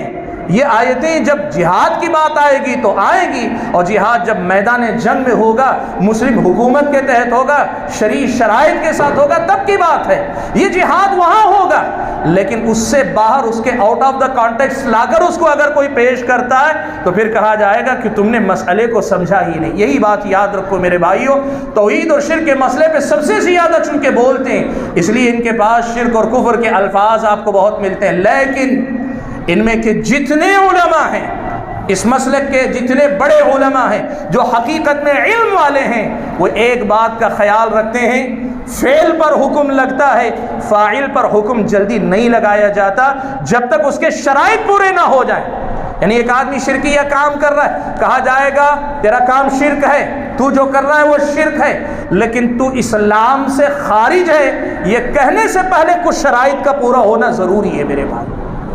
اس لیے یہ مسئلہ یاد رکھو۔ آج اگر کوئی آدمی ہمیں یہ کہتا ہے کہ امت مسلمہ کو یہ مشرک اور کافر قرار دیتے ہیں، تو یہ بات سمجھنا، ہم جو کہتے ہیں فعل کے بارے میں کہتے ہیں یہ کام شرک ہے، یہ کام کفر ہے، یہ شرکیہ کام ہے، یہ شرکیہ جملہ ہے، لیکن کہنے والے، کرنے والے کو فوراً ہی دائرہ اسلام سے خارج نہیں قرار دیتے۔ اسلامی شرائط کے مطابق اس آدمی کے سامنے سب سے پہلے حجت قائم کرنی ضروری ہے، اس سے پہلے یہ دیکھنا ضروری ہے کہ وہ آدمی مکلف ہے کیا، یعنی بالغ بلوغت کے مرحلے میں ہے، ہوش و حواس میں کہہ رہا ہے، اپنے اختیار سے کہہ رہا ہے، اور یہ حجت قائم کرنا، اور ساتھ میں اگر اس کے پاس شبہات ہیں ان شبہات کا دور کیا جانا ضروری ہے میرے بھائی۔ دیکھو اسی لیے جتنی ہماری گفتگو ہے نا، سارے لوگوں کے ساتھ توحید اور شرک کے موضوع پہ گفتگو ہے، لیکن سچ یہ ہے متعین طور پر کہ فلاں کافر ہے یہ کہنے کی اگر بات آتی ہے، آپ کو شاذ و نادر کوئی ایسا ملے گا جو یہ کہے فلاں آدمی کافر ہے، یہ کہنے والا علماء اہل حدیث میں سے جو معتبر علماء ہیں ان میں کم ہی کوئی آپ کو ملے گا۔ اسی لیے بھائیوں یہ مسئلہ یاد رکھو، ہم توحید پہ سب سے زیادہ بولیں گے اور شرک پر بولیں گے، لیکن آدمی کو کافر یا آدمی کو مشرک قرار دے کر دائرہ اسلام سے باہر نکالنے کی بات کرنے والے ہمارے اور آپ کے منہج میں نہیں ہیں، اور اگر ہیں تو وہ شرائط کا پورا لحاظ رکھنے کے بعد ہی کوئی بات کرتے ہیں، اس سے پہلے صاحب معاملہ پر حکم نہیں لگایا کرتے۔ اچھی بات، آئیے دوسرے مسئلے کی طرف۔ میں نے کہا رسول اکرم صلی اللہ علیہ وسلم کے اوپر ایمان یا رسول اللہ کو رسول اللہ ماننے کا تقاضا کیا ہے؟ پہلا تقاضا ہے نبی کی ہر بات میں آپ کو سچا مانا جائے۔ ہم یہ مانتے ہیں کہ رسول اکرم صلی اللہ علیہ وسلم نے ہمیں قرآن بھی دیا، حدیث رسول بھی دی، اور ہم مانتے ہیں کہ رسول اکرم صلی اللہ علیہ وسلم نے جو بھی بتایا قرآن کے اندر آئی ہر بات سچی ہے، اور احادیث میں سے جو بھی حدیث اللہ کے نبی سے ثابت ہے اس میں آئی ہر بات سچی ہے۔ اب اگر کوئی آدمی احادیث کو انکار کرتا ہے، احادیث پہ اعتراض کرتا ہے، قرآنی آیتوں میں شبہات پیدا کرتا ہے، احادیث میں شبہات پیدا کرتا ہے، ہماری نظر میں وہ گمراہ ہے، اور ایسے لوگوں کے خلاف کام کرنے کو ہم نبی کی اطاعت کا حصہ مانتے ہیں۔ اسی لیے ایسے جتنے منکر حدیث آتے ہیں نا، سارے لوگوں کے خلاف ہم محنت کیا کرتے ہیں۔ یہ ہماری دعوت ہے، یہ ہماری پہچان ہے میرے بھائی۔ ہم حدیث رسول پر شبہات پیدا کرنے والوں کا یا حدیث رسول کے ساتھ قرآن میں آئی باتوں کا یا دین کے بیان کردہ حقائق میں شبہ پیدا کرنا، تصدیق کرنے کے بجائے تردد، توقف یا شبہ کرنے والے، ہم ان کے بارے میں یہ کہتے ہیں کہ انہوں نے ابھی رسول اللہ پہ کما حقہ ایمان نہیں لایا ہے۔ اور بات آتی ہے اگلے مرحلے میں، اللہ کے نبی نے جو دیا، منع کیا، جس کا حکم دیا، جس سے منع کیا، حکم دیا ہے تو عمل کرو، منع کیا ہے تو رک جاؤ۔ یہاں دو پہلو ہمارے سامنے نکلتے ہیں۔ سب سے پہلا پہلو، نبی کی دی ہوئی ہر بات کو ماننے کو ہم لازمی مانتے ہیں، نبی کی دی ہوئی ہر بات کو لازمی مانتے ہیں۔ کوئی آدمی اگر کہتا ہے میں قرآن لے لوں گا حدیث چھوڑ دوں گا، ہماری نظر میں وہ مسلمان نہیں ہے۔ کیوں؟ اس لیے کہ انکار سنت انکار رسالت، انکار سنت انکار رسالت۔ اسی لیے ہم یہ بات صاف رکھتے ہیں اپنے پاس کہ جو آدمی پوری بات نہیں لیتا، قرآن لیتا، حدیث لینے کی بات نہیں کرتا، ہم اس کے خلاف بات کرتے کہتے ہیں تم نے ابھی رسول اللہ پر ایمان پورا نہیں لایا، اس لیے کہ رسول کی دی ہوئی باتوں میں تم سلیکٹیو ہو، کہتے ہو قرآن لیں گے حدیث نہیں لیں گے، اس لیے ہم تمہیں مسلمان نہیں مانتے اس مسئلے کی وجہ سے۔ اس مسئلے کو ہم جو ہے ایمان کے منافی مانتے ہیں، پہلا مرحلہ۔ اور دوسرا مرحلہ یہ ہے کہ ہم جو چیز اللہ کے نبی نے کرنے کا حکم دیا اور جس چیز سے رکنے کا حکم دیا، ہم امر بالمعروف اور نہی عن المنکر، نیکی کا حکم دینا اور برائی سے روکنے کو اپنی ذمہ داری مانتے ہیں، اور ہر مسلمان کے لیے نیکی پہ عمل کرنا اور برائی سے روکنا ضروری قرار دیتے ہیں۔ اب جن کا حکم دیا وہ فرض ہے تو فرائض کا حکم دیتے ہیں، جن کا حکم دیا وہ مستحب ہے تو مستحب کے درجے میں کہتے ہیں، اور جن سے منع کیا اگر حرام ہے تو حرام کے درجے میں روکتے ہیں، اور ہم عملی دعوت دیتے ہیں، انسان کے عمل کی دعوت دیتے ہیں۔ یہ ہماری دعوت ہے۔ اسی لیے آپ دیکھیں جتنے حرام کبائر ہیں نا، شراب ہے، سود ہے، ظلم ہے، غیبت ہے، چوری ہے، زنا ہے، قتل ہے، یا پھر یہ کہ اللہ والدین کی نافرمانی ہے، کسی کی حق تلفی ہے، یہ سارے گناہ آپ اللہ کا فضل و کرم ہے، جتنے زیادہ تفصیلی موضوعات آپ کو مساجد اہل حدیث کے خطبات میں ملے گی، اس قدر زیادہ تفصیلات آپ کو کسی جماعت کے اندر نہیں ملیں گی میرے بھائی۔ آپ اسے دعویٰ سمجھو اور جا کے دیکھو، موازنہ کر کے دیکھو۔ ہم اہل حدیث ہیں، یہ ہمارا تعارف ہے، دیکھو کہ ہم کیا کرتے ہیں، ہم دعوت دیتے ہیں۔ اور ایسے ہی فرائض کی بات ہو، مستحبات کی بات ہو، نماز میں فرض نمازیں ہیں، سنتیں ہیں، نوافل ہیں، روزوں میں فرض نمازیں ہیں، فرض روزے ہیں، مسنون روزے ہیں، سنت ہے، حج ہے، فرض ہے، ساتھ میں اگر استطاعت ہو نفل ہیں، زکوٰۃ فرض ہے، عام صدقات و خیرات، یہ سارے احکام۔ ایسے ہی والدین کے حقوق کی بات ہے، اولاد کے حقوق کی بات ہے، بیوی کے حقوق، شوہر کے حقوق، یہ جو احکام ہے نا، ان احکام کی طرف بھی ہم دعوت دیتے ہیں۔ یہ بھی ہمارا طریقہ ہے، یہ ہمارے اور آپ کے تعارف میں آپ دیکھیں گے۔ اور اللہ کا فضل و کرم ہے، یہ بات میں کہوں گا کہ البتہ یہ جو نیکی کا حکم اور برائی، نیکی کا حکم دینا اور برائی سے روکنا ہے نا، اس میں کوئی شک نہیں کہ ہمارے ساتھ ساتھ بعض مسالک کے لوگ بھی ہیں جو یہ کام کرتے ہیں۔ انصاف کا تقاضا ہے کہ آپ اس کو مانیں، آپ انصاف کا تقاضا ہے اس کو مانیں کہ بعض مسالک کے لوگ ہیں جو اس پہ کام کرتے ہیں۔ دیوبندی مکتب فکر کے جو حضرات ہیں ان کے پاس بھی آپ کو یہ چیزیں ملیں گی، وہ برائیوں کے خلاف اصلاح معاشرہ کے نام پہ وہ بھی بولتے ہیں۔ لیکن میرے بھائیوں، پھر بھی ایک بات میں کہوں، جس قدر تفصیل سے ہمارے پاس بولا جاتا ہے، جس قدر زیادہ جزیات تفصیلات نماز فجر کے بعد کے درس میں، نماز مغرب کے بعد، عشاء کے بعد کے درس میں، حدیث کی کتابوں کا درس دے کر تفصیل سے پڑھایا جاتا ہے، یہ چیز ان کے ہاں بھی مفقود نظر آتی ہے۔ اسی لیے دیکھو یہ پہلو بھی آپ دیکھو، یہ بھی ہمارا تعارف ہے کہ ہم نیکیوں کا حکم دینے اور برائیوں سے روکنے کے معاملے میں اللہ کے نبی صلی اللہ علیہ وسلم کے اوپر ایمان رکھنے والے کیسے قرار پاتے ہیں۔ اور ایک بات میں اور کہوں، یہ نیکیوں کا اللہ کے نبی کی بات کو قبول کرنا اور اللہ کے نبی کی منع کردہ باتوں سے رک جانا، اسی باب میں تقلید اور اتباع کا مسئلہ آتا ہے، تقلید اور اتباع کا مسئلہ آتا ہے۔ دیکھو ایک مسئلہ بہت صاف کر کے بتا دیتا ہوں، اللہ کے نبی صلی اللہ علیہ وسلم کے زمانے میں کتاب اللہ تھی، سنت رسول اللہ تھی، اللہ کے نبی مسئلے بتاتے تھے، صحابہ عمل کرتے تھے، صحابہ کے بعد تابعین نے یہی طریقہ اپنایا، صحابہ کے بعد اللہ کے نبی کے بعد صحابہ نے یہی طریقہ اپنایا، نبی کی آیات اور احادیث لوگوں کو سناتے تھے، حکم دیتے تھے، لوگ عمل کرتے تھے۔ صحابہ کے بعد تابعین کا دور آیا، یہی قرآن و سنت کی پیروی ہوتی تھی، اور پھر اس کے بعد کا زمانہ آیا تو ہوا یہ کہ 4 ائمہ مشہور ہوئے، امام ابو حنیفہ، امام مالک، امام شافعی، امام احمد بن حنبل۔ ان میں سے 3 علماء ایسے تھے جو اسی صحابہ تابعین کے طریقے پر حدیثوں سے ہی مسئلہ بیان کیا کرتے تھے، مالک، شافعی، احمد ابن حنبل رحمۃ اللہ علیہ۔ البتہ امام ابو حنیفہ رحمۃ اللہ علیہ کوفہ میں رہتے تھے، وہاں اہل الرائے جو احادیث سے زیادہ رائے اور اجتہاد اور قیاس کی بنیاد پہ فتویٰ دینے کا ماحول تھا، امام ابو حنیفہ رحمۃ اللہ علیہ نے وہ رخ اختیار کیا۔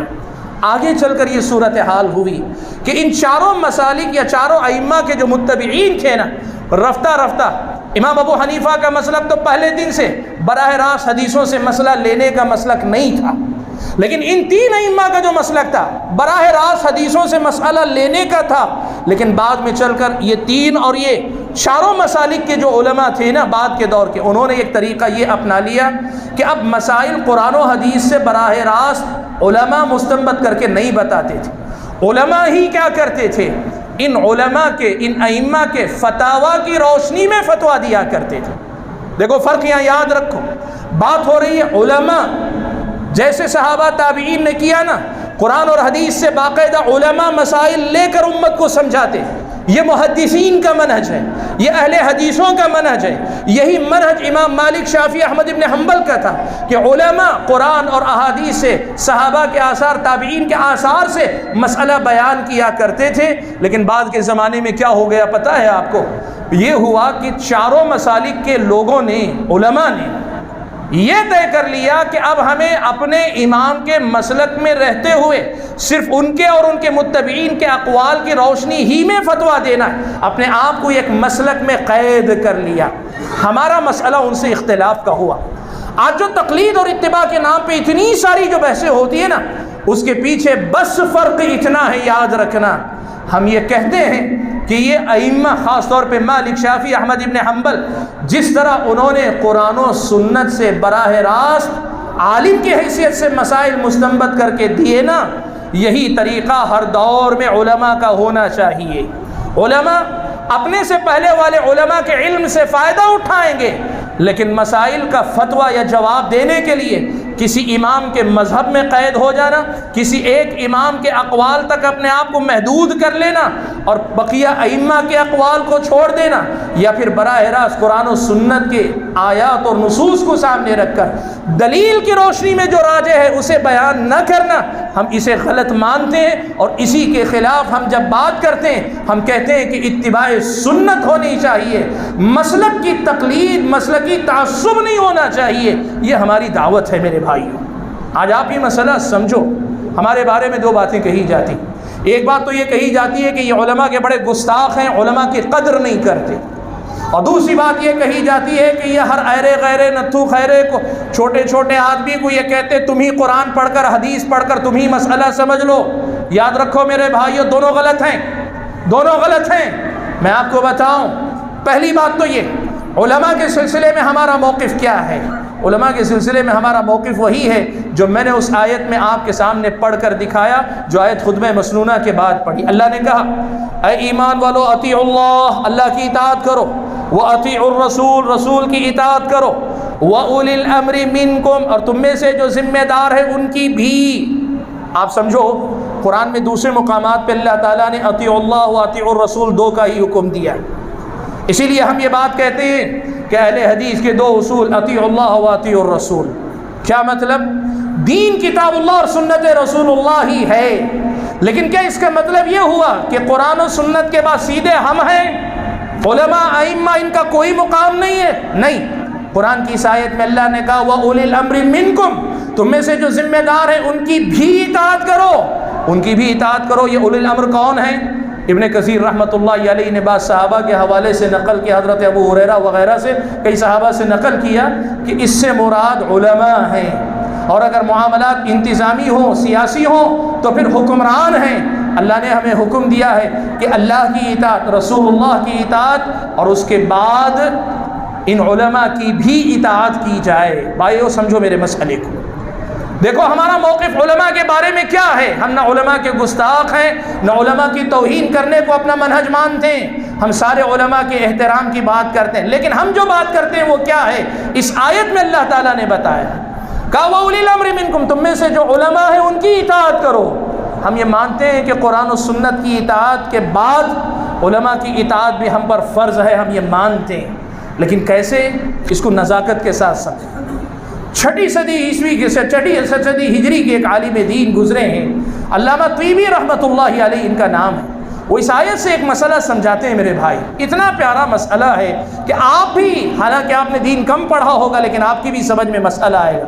وہ کہتے ہیں اللہ نے اللہ کی اطاعت کا حکم دیا تو کہا اطیعوا اللہ، لفظ اطاعت کو ذکر کیا۔ پھر اللہ نے رسول اللہ کی اطاعت کا حکم دیا تو کہا وَأَطِيعُوا الرَّسُولَ، اور رسول کی اطاعت کرو۔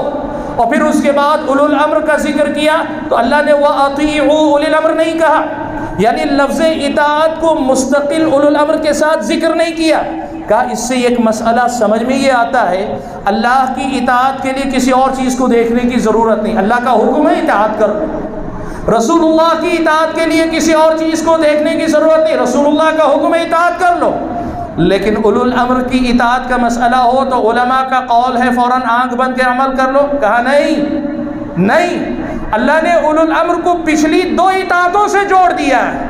اس آیت میں وَأُولِي الْأَمْرِ مِنْكُمْ کہا تو اللہ نے پچھلی دو اطاعتوں سے جوڑ دیا ہے، تو طریقہ یہ ہونا چاہیے کہ ہم علماء سے لیں گے، لیکن یہ دیکھ کر لیں گے کہ ان علماء میں سے کس کی بات اللہ اور اس کے رسول کی اطاعت کے دائرے میں آتی ہے، کس کی بات کتاب و سنت سے موافقت کرتی ہے۔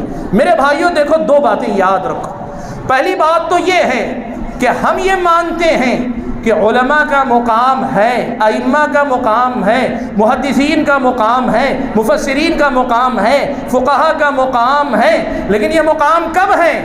کتاب اللہ اور سنت رسول اللہ کے بعد ہے، کتاب اللہ اور سنت رسول اللہ کے بعد ہے۔ اگر کوئی کتاب اللہ اور سنت رسول اللہ سے آگے اس کو لے جانا چاہے یا اپنے آپ کو یہیں تک روک لے، علماء تک روک لے، اللہ کی اطاعت رسول اللہ کی اطاعت تک نہ جائے اور یہ کہے علماء کی اطاعت کر لو تو بس اللہ اور رسول کی اطاعت ہو گئی، ہم اس سے اختلاف کرتے ہیں میرے بھائی۔ ہم علماء کے بارے میں گستاخی کے قائل نہیں ہیں، ہم علماء کے بارے میں گستاخی کے قائل نہیں۔ اور دوسری بات یہ بھی سمجھو، اللہ اور اس کے رسول کی اطاعت کے بعد ہمارے پاس علماء کا مقام ہے۔ ہر ایرا غیرہ نتھو خیرہ اپنی بات اپنے انداز میں سمجھ لے، ہم سمجھتے ہیں وہ گمراہ بھی ہو سکتا ہے۔ بات سمجھے میری بات ہے، ہم یہ کہتے ہیں کتاب اللہ اور سنت رسول اللہ، لیکن کتاب اللہ اور سنت رسول اللہ کو ویسے سمجھنا چاہیے جیسے صحابہ اور تابعین نے سمجھا ہوا، یہ ہم کہتے ہیں۔ اسی لیے شیخ البانی رحمۃ اللہ علیہ نے ایک بات کہی، ہماری یہ جو دعوت ہے، سلفیت کی جو دعوت ہے، مسلک اہل حدیث کی جو دعوت ہے، اس دعوت کے سلسلے میں اگر کوئی یہ کہتا ہے کہ ہم ہر ایرے غیرے نتھو خیرے کو، بھولے بھالے انسان کو جسے کچھ بھی معلوم نہیں، نہ عربی جانتا ہے نہ دین کی کچھ مبادیات جانتا ہے، اس سے یہ کہہ رہے ہیں کہ آؤ خود قرآن لو، خود قرآن پڑھو، خود سمجھ لو اور جو سمجھ میں آیا اس پہ عمل کر لو، وہی تمہارا دین ہے۔ آؤ حدیث لو، خود پڑھ لو، خود سمجھ لو، جو تمہاری سمجھ میں آیا وہی تمہارا دین ہے۔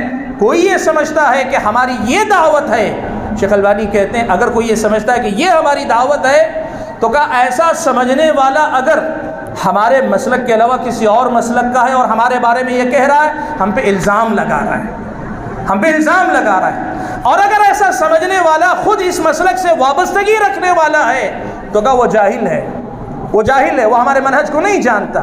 ہم جو بات کرتے ہیں نا وہ کیا کرتے ہیں، ہم یہ کہتے ہیں کہ استنباط استدلال کا کام علماء ہی کریں گے، ریرا غیرہ نتھو خیرہ نہیں کر سکتا۔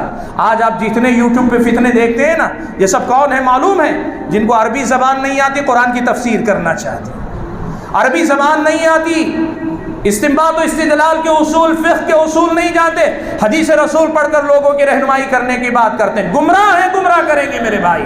یاد رکھو ہمارا طریقہ کیا ہے، ہم محدثین کا طریقہ، اہل الحدیث کا طریقہ یہ کہ ہم کتاب و سنت کو لینے کی بات کرتے ہیں، لیکن کتاب و سنت کے بعد علماء کرام کی سمجھ، صحابہ تابعین کو سمجھ کو لے کر چلنے کی بات ہے۔ اسی لیے دیکھو صحیح بخاری اگر آپ کھولیں گے نا، صحیح بخاری اگر آپ کھولیں یا تفسیر میں تفسیر قرآن سے بات کریں، تفسیر ابن کثیر اگر آپ کھول کر دیکھیں، تفسیر ابن کثیر میں آپ کو یہ بات نظر آئے گی، ہر آیت میں آپ کو آیت کی تفسیر میں صحابہ نے کیا سمجھا اس کا معنی، تابعین نے اس کا معنی کیا سمجھا، صحابہ اور تابعین کے اقوال ہر آیت کی تفسیر میں تقریباً آپ کو ملے گی۔ یہ بتانے کے لیے کہ ہم قرآن و سنت ہی کو دین مانتے ہیں، لیکن قرآن و سنت کو وہاں سے لیتے ہیں جہاں سے صحابہ و تابعین نے لیا ہے۔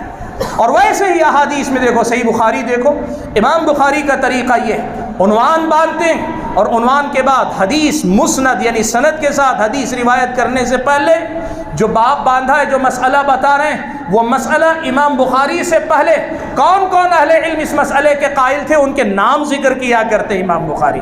ہم اہل الحدیث کا یہ منہج ہے میرے بھائی، اسی لیے یہ بات یاد رکھو، ہم تقلید اور مسلکی تعصب کے خلاف ہیں، لیکن وہی ہم اور آپ اتباع کتاب و سنت کے نام پر لوگوں کو منمانی کرنے کی دعوت نہیں دیتے ہیں۔ آخری جملہ کہہ کر میں اپنی بات سمیٹ لیتا ہوں۔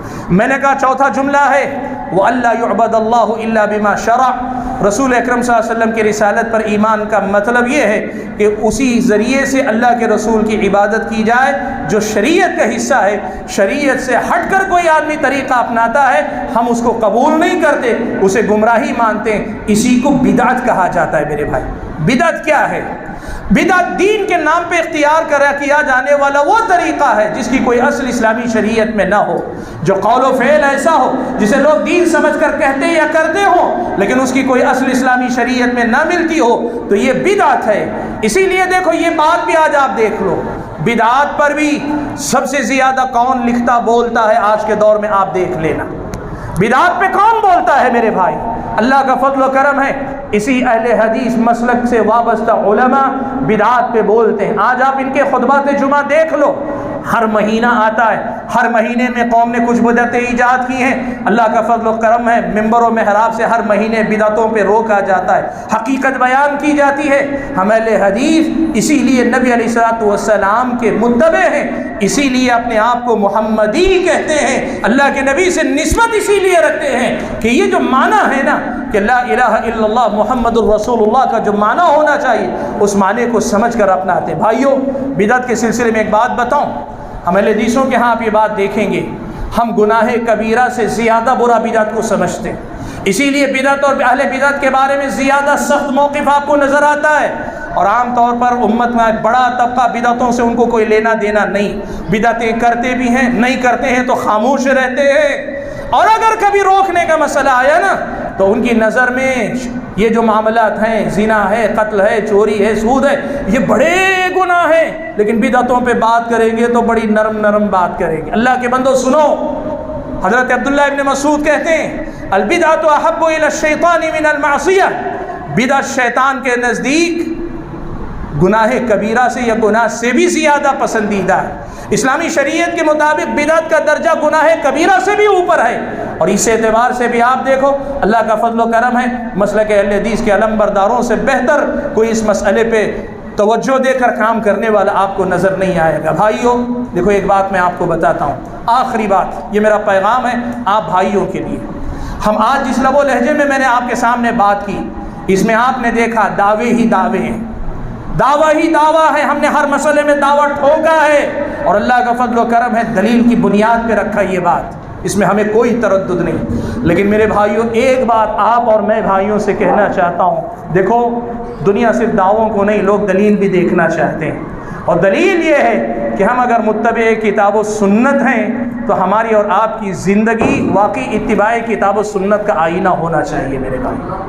ہماری عبادتیں، ہمارے معاملات، ہمارے اخلاق، ہماری ساری باتیں کتاب و سنت کی تعلیمات کے رنگ میں رنگی نظر آنی چاہیے۔ میں آپ کو بتاؤں، پرانا دور تھا، زیادہ نہیں، 100 سال پہلے، 80 سال پہلے، 70 سال پہلے یہ ماحول تھا، لوگ اہل حدیث کو دیکھتے تو پہچان لیتے، کہتے کہ یہ اہل حدیث ہے۔ آج معاف کرنا میرے بھائیوں، ہم میں کی ایک بڑی تعداد ایسے بھائیوں کی ہے، آج ان کی غلط فہمیاں دور کرنے کے لیے میں نے اتنے سارے دعوے آپ کے سامنے کیے، لیکن اگر اس کی ضرورت نہ ہوتی نا تو آج میری گفتگو پوری آپ سے ہوتی کہ آپ نے اپنے آپ کو اہل حدیث کہا ہے، سمجھا ہے، لیکن بتاؤ آپ نے واقعی معنوں میں حدیث کو اپنی زندگی میں کتنا اپنایا ہے؟ آپ کے میرے کاروبار، آپ کا میرا گھر، آپ کی میری زندگی، آپ کی میری عبادتیں کیا واقعی معنوں میں سنت کا نمونہ ہیں؟ کیا اس قدر ہم دین کے پابند نظر آتے ہیں؟ میرے بھائیوں، کئی بار ایسا ہے کہ ہمارے بارے میں کیا جانے والا غلط پروپیگنڈا اس لیے صحیح مان لیا جاتا ہے کہ لوگ ہمیں دیکھتے ہیں تو ہم اس پروپیگنڈے کی مصداق یا اس کی تائید کرتے نظر آتے ہیں۔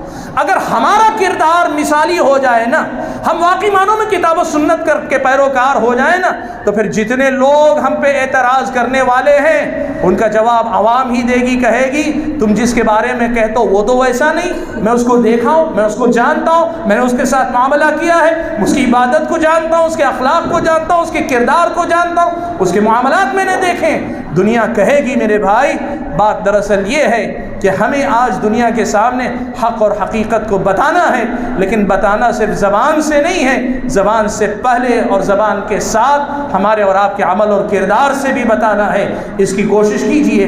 میں اپنی گفتگو کو ختم کرتے ہوئے اللہ تعالیٰ سے دعا کرتا ہوں کہ اللہ تعالیٰ مجھے اور آپ سبھی حضرات اور خواتین کو صحیح معنوں میں مسلک اہل حدیث کی جو امتیازی خصوصیات ہیں ان کو پہچان کر صحیح معنوں میں اپنے آپ کو اہل حدیث بنائے رکھنے کی توفیق عطا فرمائیں، اور دنیا کے سامنے اسلام کی صحیح تصویر، اسلامی شریعت کی صحیح ترجمانی اور اسلام کا حقیقی نمائندہ طریقہ جو ہے اس کی صحیح ترجمانی کرنے کی توفیق عطا فرمائیں۔ آمین۔ وآخر دعوانا الحمد للہ رب العالمین۔